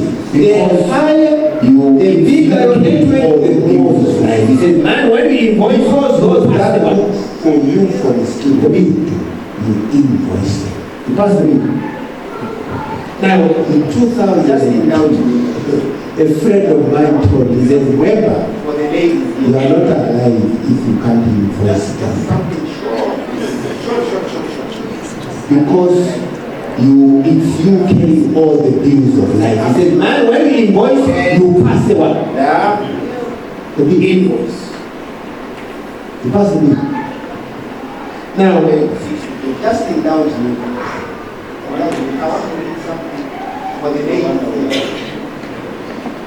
That's something. Listen. The happy woman and the invoice. I'm reading this because we are doing entrepreneurship. Isn't it?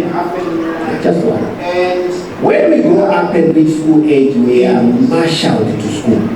In many instances, we put out our best resistance with screams and kicking because it's against our way.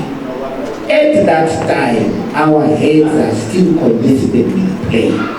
The happy woman and the invoice is already in the because we are in the church.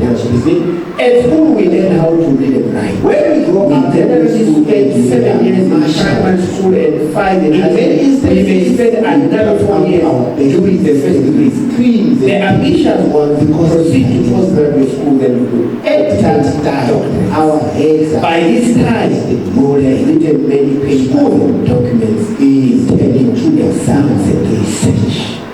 At school, we learn how in all this learning and writing. Generally, spend 7 years in primary school and high as woman. We may spend another 5 years doing the first writing this piece of the ambition by proceed lawyers and employees obtain. You can generate by this time in your life papers that will give you standing ovations when you present them, but you will not ever write if you have not reached a stage. In all this writing, this particular one, the piece of paper that the ability must describe the ability.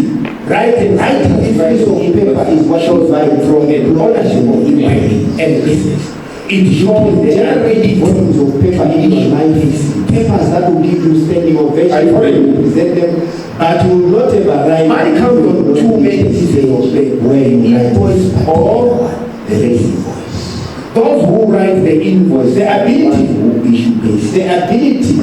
Right, they are known as interprodukers control and ownership. Recipients of payslips are it shows the ability to issue payslips. The payslip is capped. I find the invoice money comes on two main pieces of paper. The invoice is involved income, the payslip. Whereas the payslip, those who write the invoice are the ones who issue payslips. While the salary slip is they are known as interprodukers or business update. Recipients of payslips are the happy woman employees.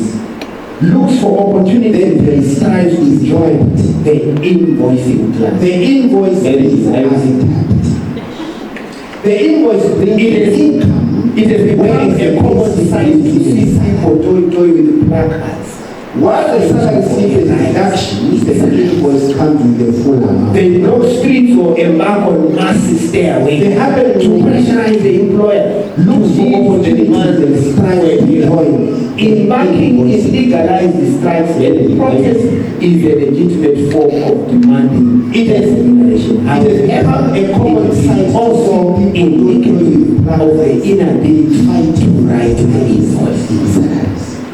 The happy woman blocks streets or embark on mass stairways to pressurize the employer to lead when you see hundreds or thousands. Embarking is legalized that right is the protest for it a legitimate form of demanding the remuneration. However, the happy woman plans her life in such a way that sooner or later she will not be counted among the masses. That the happy woman plans her life to award the increment.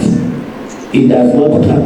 When you see hundreds or thousands in the streets protesting, if know that it is the reason for the peace and against the invoice. That's the chapter on the happy woman plans her life in such a way that sooner or later she will not be counted among the masses that fight for fighting hours and among those who award the increment.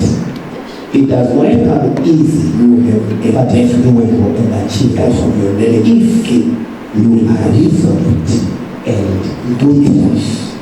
That's the chapter on the when you invoice, what happens? Next time you resource increase the invoice. When your resources increase, what happens? Your expectation. Your reputation. When you have a net now, because of your life skill as professional etiquettes, you do it. Okay? As a professional etiquette. When you involve in what happens? That will take your reputation increase. Take your when your resources increase, what happens? Your reputation. But no professional etiquette will ever take your position and your skill. Now, that's what enables you to start afresh.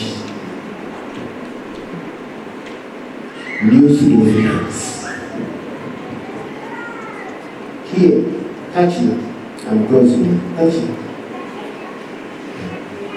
Here, there is a part of the brain that is called the reticulum. I want you, all of you, to touch.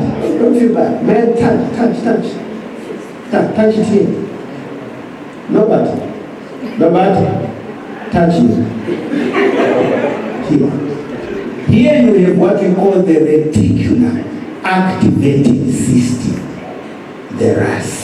Reticular activating system. Guys, that is the gadget of the brain inbuilt in you. All of us in it. Neuroscientists have studied it. What does it do? You know what it does? It helps you focus on the things that are significant to you. That reticular activating system. It acts like your PA, personal assistant. What will it do? It will block what is unnecessary and let in what is necessary. It's like a person comes to knock at your office. Your PA checks, do you have an appointment? No, he's busy. Sorry, please go and make an appointment. Closes the door. Because at that particular point you are irrelevant to this person. How does your reticular activating system work? Simple. You go and buy yourself a red BMW. You are happy with it? Red. You know what your brain will do? Because that red BM is now significant to you. When you drive in the street, you know what the brain will do? It will pick all the red BMs. A red BM will not pass without you noticing it. And then you tell yourself, I thought I was the only one driving a red BM. No, your brain has filtered because the red BM is now significant to you. Therefore, you notice all the BMs. That's how the brain works. What am I saying? When you take your brain and you focus it on something, what will it do? It will pick all the relevant information that will help you achieve that target. That's how it works. Amen. I'll give you a beautiful example. Very beautiful. You know, my place is called V1, Center of Development. From the time I started working on that place, on that V1 place, I've divided it into agriculture, truck stop and filling station, shopping mall, center of training, and the sports center. I went to a guy to map it for me, give me a 3D. I started my applications. Let me tell you something. It's amazing the people I meet, how they all come in line with my dream. The people I meet, the other day I said, Lord, this is a joke. This is not true. I went to visit a powerful place. I put on my black suit. I told babies, maybe babe, I need a black suit. Buy me a black suit. Okay, I'll buy you a black suit. So I went to Bloemfontein, and he said, no, you can go and choose it. I went to the shop and I buy black suits for them, the nice black suits. So that particular day in Zambia, I put it on. Everything. I'm going to see every important person. And I put on my polo shoes. And I put on my polo cap. So I went. I got to the reception. I'm talking about new significance. Your brain will pick what is necessary for that. God is good. You know, when he said, let us make man in our image and likeness, remind me the last point, amazing. So I go, and I said, Mweemba, who do you want to see? I said, now I want to see that gentleman. I said, oh, okay, just wait here. As I'm standing there, a lady comes in. Who do you want to see? I want to see that gentleman. It's the same guy we are going to see. I've parked my car there. Then this lady says, no, you know what? Because this place is big, you can't walk. Lady, will you give this gentleman a lift? I've never met that lady. Okay. All right, let's go. So I jump into her car. We go. We see the gentleman. I tell her, I said, okay, you go in first, okay? Because I came with you. But when you finish, wait for me. She goes in. She comes out. She waits for me. And we drive back. And I said, Madam, where do you work? Where do you work? She says, oh, I work for the Energy Regulation Board. Can you repeat that? Energy Regulation Board.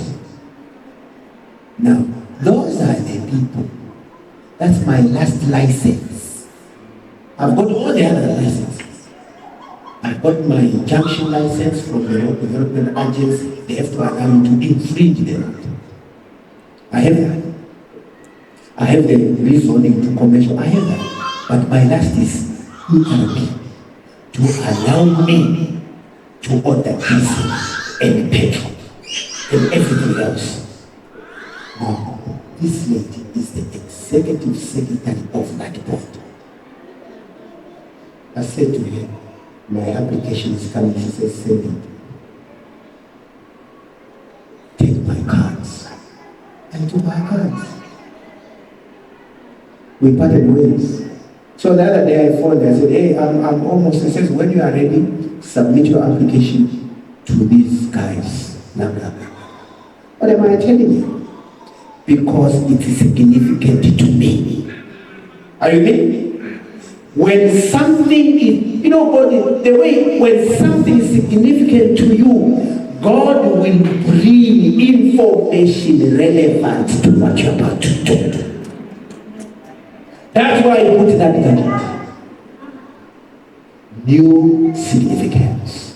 Why should you set goals at the beginning of the year? Very important. Give your brain a significance and stick to it. You'll be amazed. You will be amazed how Jehovah will align people and things that are important to what you want to pursue. They say, it's only that the computer is going off. I wanted to share with you a formula. They say when you plan, delete the word how when you are planning. Teach your formula. On the corner, cross how. And they say how will be invented along the way. Just make your vision very clear. Make it very clear. When it's very clear, your mind will start inventing the how. Or the how will be assembled as you go along the way. Because of what God designed. In the morning I said God is an equalizer. Never consider other people genetically superior to you. It's simply the way they are happy, the way they do their things. That's the difference. I also talked about discipline. The bridge between you and your goals is called what? Discipline. Are you disciplined enough to do deep work. Are you disciplined enough? Last 2018, I went to Michigan Ellis University. My wife was graduating. As usual, I said to her, hey, let's spend 3 days in New York. So we went to New York. The day before we left, we went shopping. And I said to her, today I'm shopping knowledge. I'm not going to the shop. So I went to the museum. New York Museum of Natural History. I wanted to see whether dinosaurs existed. I wanted to see the fossils.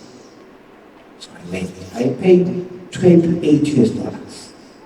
I went to see the dinosaurs, and I got to the university section. See what they have seen.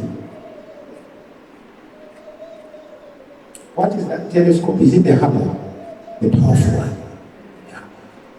I wanted to see what they've seen. So I went to the dinosaurs. I found bones that are like stone. Terrible things, terrible looking. I said, tell me, are these things, did you reconstruct them? He said, no, these are original, my friend. Guys, it is stone. Fossils. Then I went to see this dinosaur. That one with a long neck. Very big.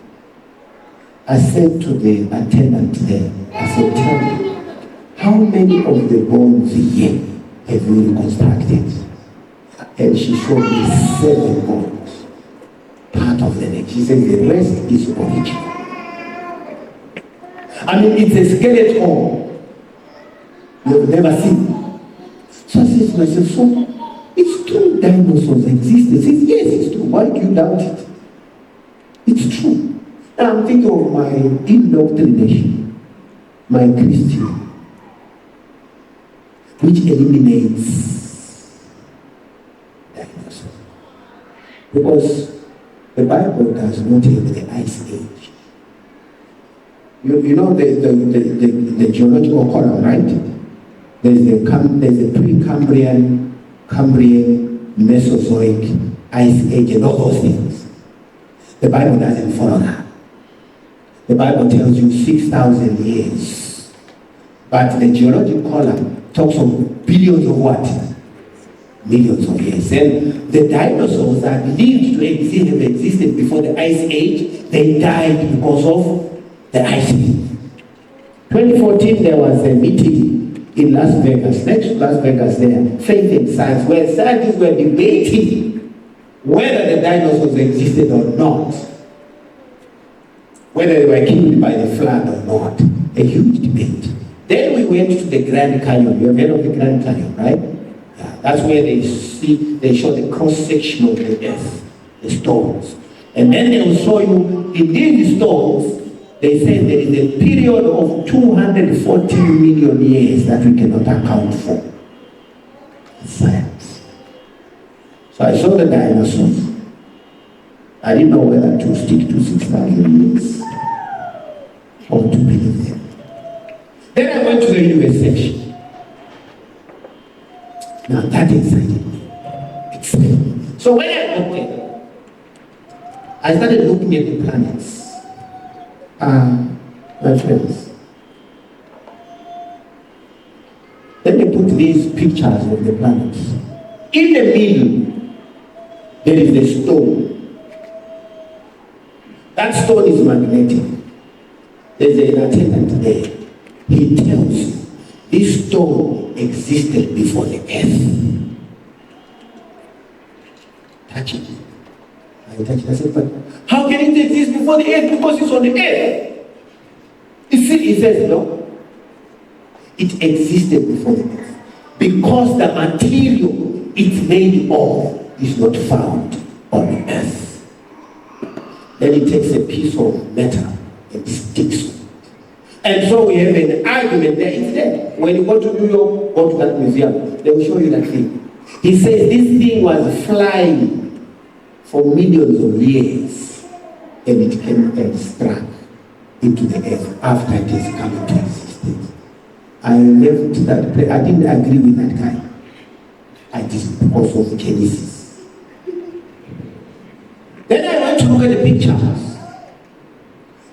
They start aligning the planets or the stars that are closer to this earth.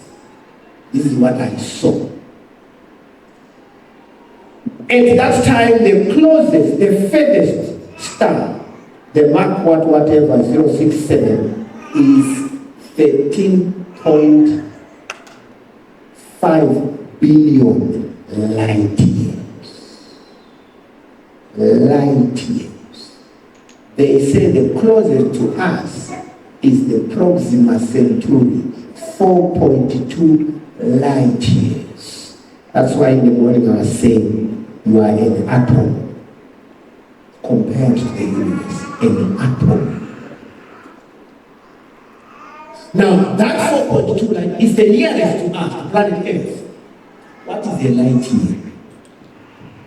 A light year is the distance light will cover in 365 days. That's a light year. The distance light will cover in 365 days. That's a light year. So, this star nearest to us is 4.2 light years, meaning for that light to reach us, the distance it will travel those number of days to reach us. At what speed? At the speed of 186,000 miles per second, which is 300,000 kilometers per second. I know I've presented these things to many places, and I see the listeners get bored. What is that? How does that affect my life? That's why the first world has beaten us, because they have detail. We don't have what? Detail. Even when we discuss in our meetings, we go to the we are bored. Can we close this item? Someone will say, no, we've been going into circles. Circles. What circles? We are going into what? Detail. I was reading the difference between the New York Stock Exchange and the Chicago Stock Exchange. And the debate, it was in the Harvard Business Review. The debate is how important a second is on the stock exchange. He that gets the information fast, and they are constructing a cable, because they say time is of essence. That's why when you listen to them, it's information like that. You come to us, no details, simpler. So light will travel 300,000 kilometers in a second. Now, you want to get the distance you will cover in 1 minute. You multiply by what? 60. By 1 hour, 60. For a full day, 24. For a year, 365. The nearest star to us is 40 trillion kilometers away. 40 trillion. I was watching scientists talk about the sun, and they were showing black spots on the sun, and they say those black spots are bigger than the size of the earth, but they look like pimples on the sun. On the sun. They put those pictures, but at the end of the pictures, they put 2 pictures, and those 2 pictures are superior to bodies. What did they put? First they put the eye. I will show you here, the human eye. Then they say, the human eye average is 3 centimeters size, the human eye. But then they say, but aided by a telescope, it will see bodies where no human being will put a foot. It will see this little thing. It will see bodies. And you know how it sees, right? It sees from here. You know that. Your sight is here. But it will see. And who discovered that? Galilei. You know, the telescope was used for war. He's the first man to turn it up. Change the whole universe. Galileo. The next picture is the human brain. They say on average size 14 centimeters. Then they write a statement, guys, and they say we do not understand how this organ works. 14 centimeters. It has a capacity, they say it is calculated the relative size of the universe. 14 centimeters. You know, I thought I was looking at a big thing, but when I came to the brain, I said, man, nothing bigger than this. You know what I did? I touched my head. And I said, I got it. I have it as well. The good news is, God has not created grade A and B. It's only grade A. Amen. And you have it also. Yesterday I was reading something that says, was it the other day, that says the capacity of the brain that we use is 1/4 millionth, something like that. The bit that we use. And then this writer says it does not matter how much AI develops. It will not beat the human brain because it's made by the human brain. Still superior.